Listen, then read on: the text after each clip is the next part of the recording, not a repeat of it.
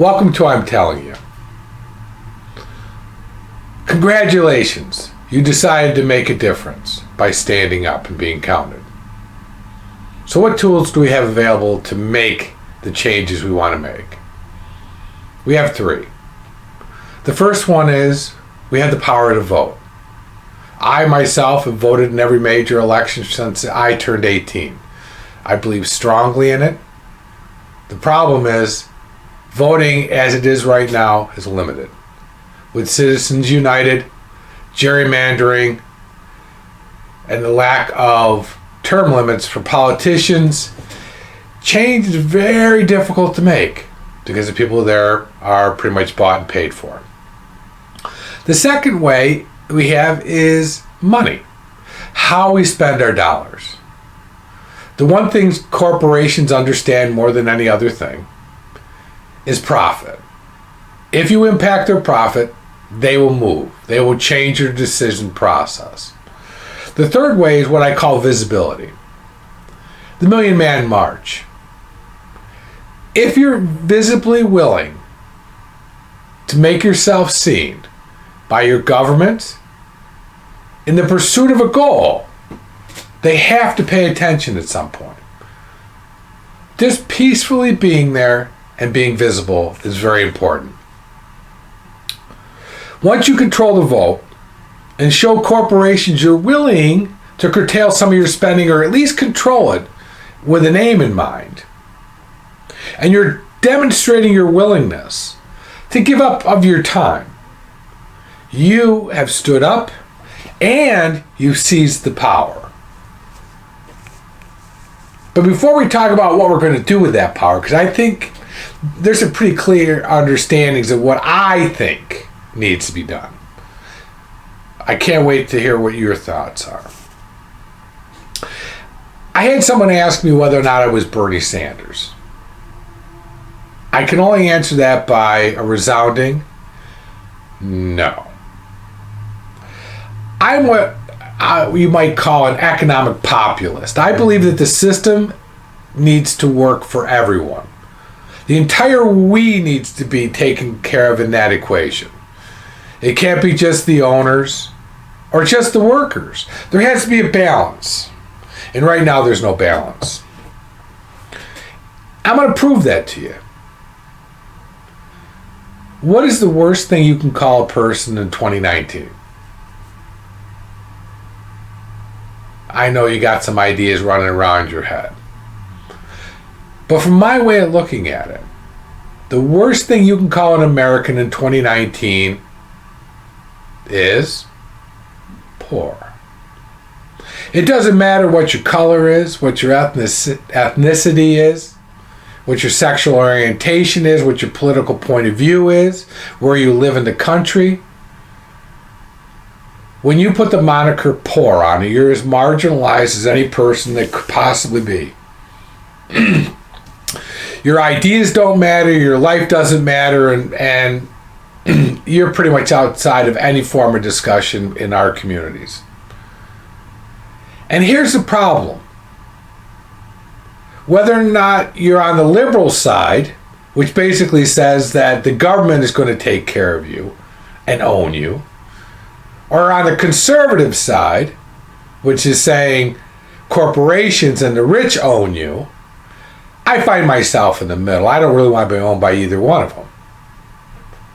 Because ultimately, the conservative and the corporation derive their power from us. The government derive their power from us. So basically what I want, for the first time in a very long time, I want the middle class to actually have a vote in what's happening in our country. And in doing so, take some of that economic power back so we can recreate the communities that are then going to create the next generation of worthy Americans and make America great again. Isn't that wonderful? It's great and easy to say it, but you're not going to do it by trying to drain the swamp. The only thing you do by going to that swamp is getting your feet muddy. I'm not real bright, but I can tell you one thing. To drain a swamp, what you need to do is you need us out here to start digging a ditch to the swamp. And once we get to the swamp, what's going to happen is all the liquids are going to flow out of there. And eventually, it'll dry. That's how you drain a swamp. You don't go to D.C. You make them come to us. My policy really stems from one major concept: economic populism and personal accountability. I got my union card at 15. My dad put floors in commercially. So I was that guy crawling around on my hands and knees with a trowel in my hand for 8-12 hours a day. Probably the hardest job outside of maybe roofing that I know of.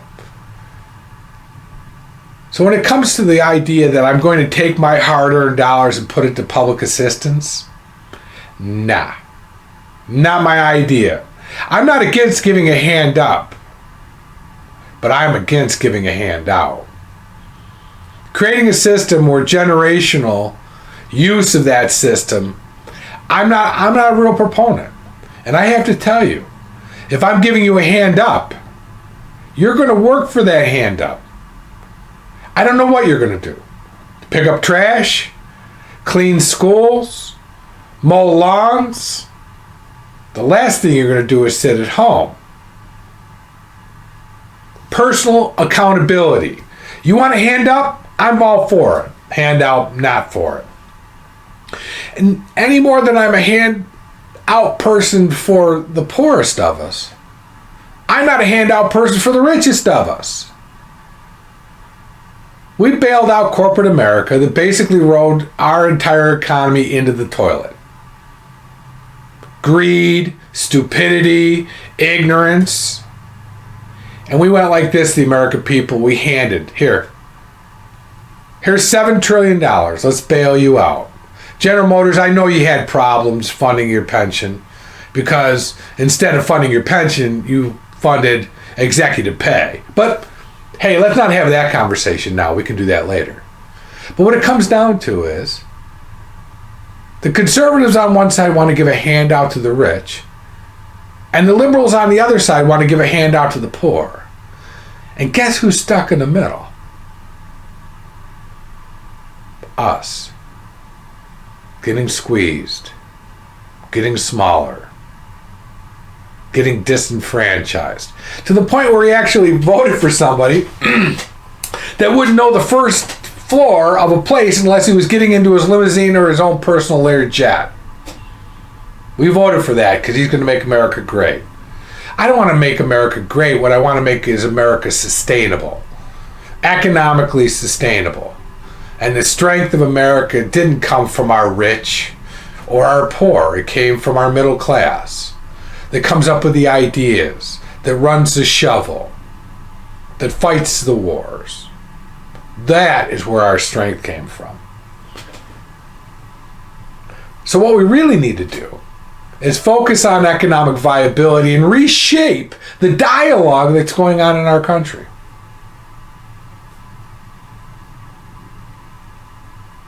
What do I mean by that? Right now, we, the American people, are in debt by $22.4 trillion.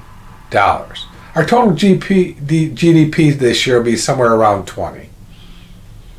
That means if we take every dollar that we're going to generate as an economy and pay off our debt, we'd still have some left over.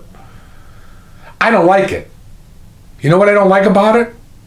That means whoever controls the debt controls us.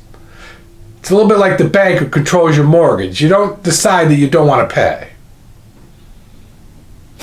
Here's another thing I don't like with the way things are going. 21% of every child in America lives in poverty.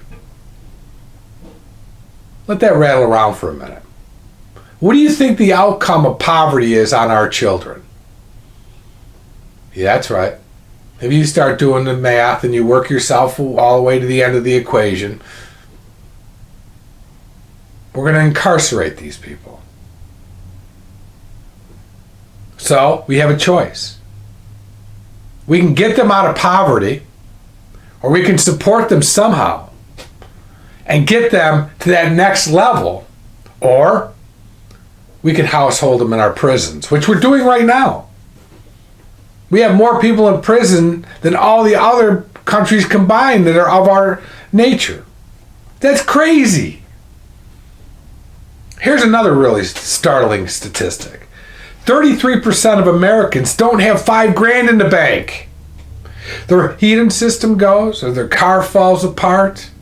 They can't make that happen. In America, the wealthiest country in the world, 33% of us don't have $5,000. Really? When you have people that are literally making $1 million an hour, we can't have $5,000. We can't talk about having, I don't know, a standard of living pay of some form or other.